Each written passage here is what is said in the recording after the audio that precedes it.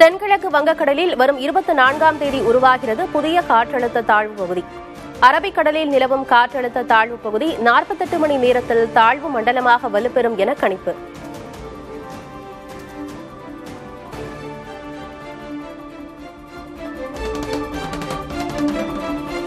சென்னையில் இந்த மாதம் முழுவதுமே மழையின் தாக்கம் அதிகம் இருக்கும். தமிழகத்தில் பரவலாக நாளை காலை வரை தீவிர மழை பெய்யும் என சுயாதீன வானிலை ஆய்வாளர்கள் கணிப்பு.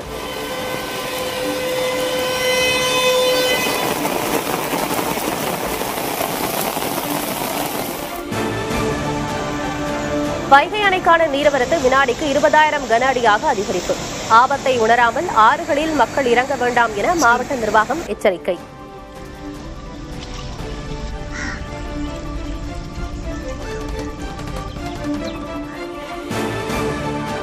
கேரளாவின் இடுக்கியில் கனமழை காரணமாக கூட்டாறு ஆற்றில் வெள்ளப்பெருக்கு.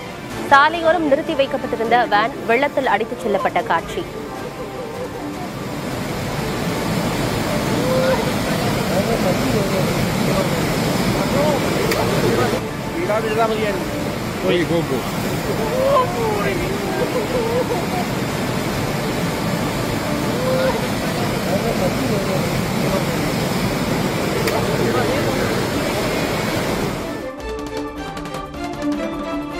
தமிழகத்தில் களை கட்டியுள்ள தீபாவளி இறுதி நேர ஷாப்பிங். இனிப்பு, புத்தாடை என உற்சாகமாக வாங்கும் மக்கள்.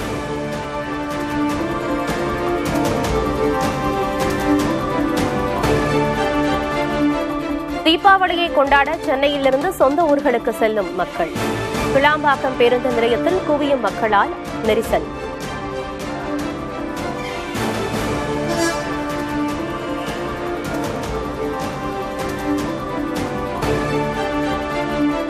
விக்கிரவாண்டி சுங்கச்சாவடியில் கடும் போக்குவரத்து நெரிசல். 1 கிலோமீட்டர் தொலைவுக்கு அணிவகுத்து நிற்கும் தென் மாவட்டங்களுக்கு செல்லும் வாகனங்கள்.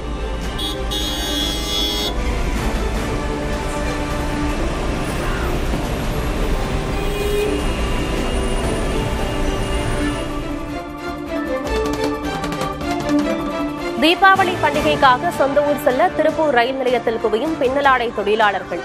ரயில்களில் இடமின்றி முண்டியடித்து ஏறுவதால் கடும் நெரிசல்.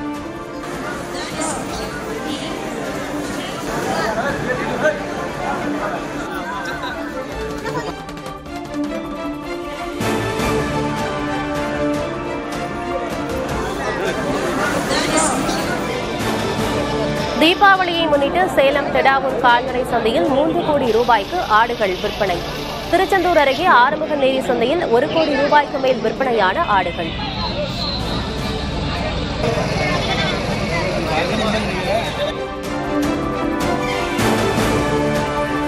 தீபாவளிக்கு அடுத்த நாளான செவ்வாய்க்கிழமை விடுமுறை அறிவித்தது தமிழக அரசு.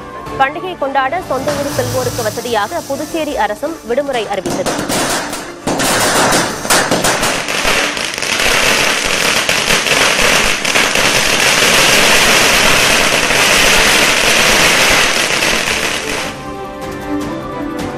சென்னையில் ஆபரண தங்கத்தின் விலை சவரனுக்கு 2,000 ரூபாய் குறைந்தது. 1 கிராம் தங்கம் 11,950 ரூபாய்க்கு விற்பனை.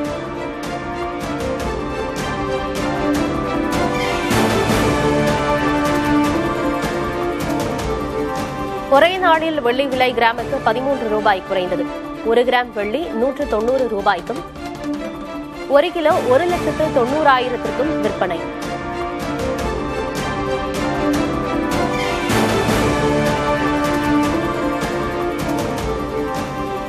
மாதவரம் மதுரவாயில் சட்டமன்ற தொகுதி நிர்வாகிகளோடு முதலமைச்சர் ஸ்டாலின் ஆலோசனை. தொகுதி நிலவரம் தொடர்பாக ஆலோசனை நடத்தியதாக தகவல்.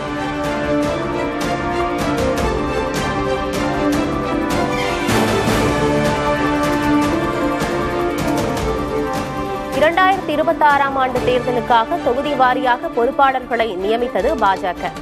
ஒவ்வொரு தொகுதிக்கும் பொறுப்பாளர், அமைப்பாளர், இணை அமைப்பாளர் அறிவிப்பு.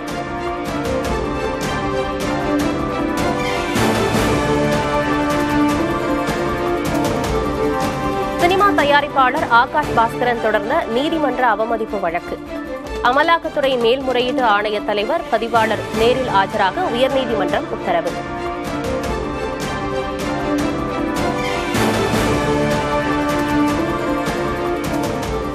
சென்னை மெட்ரோ ரயில் 2ஆம் கட்ட திட்டத்தில் சுரங்கம் தோண்டும் பணியை நிறைவு செய்த வைகை இயந்திரம்.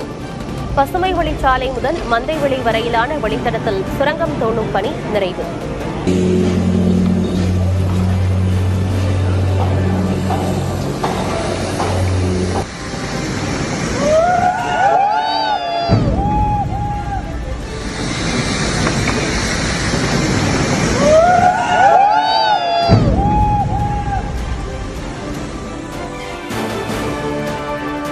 பீகார் சட்டமன்ற தேர்தலில் முதற்கட்ட வாக்குப்பதிவுக்கான வேட்புமனு தாக்கல் நிறைவு.